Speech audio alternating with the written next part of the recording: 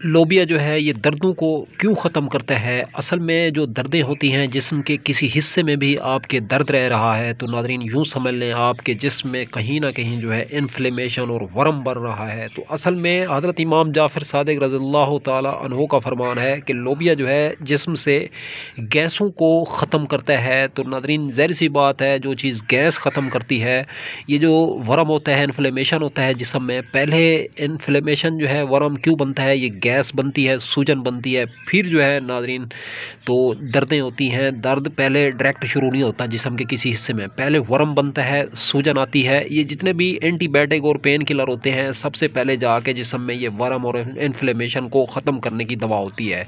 ज़ाहिर-सी बात है जब इन्फ्लेमेशन और वरम सूजन ख़त्म होती है तो फिर दर्दें भी जो है आहिस्ता-आहिस्ता ख़त्म होना शुरू हो जाती हैं।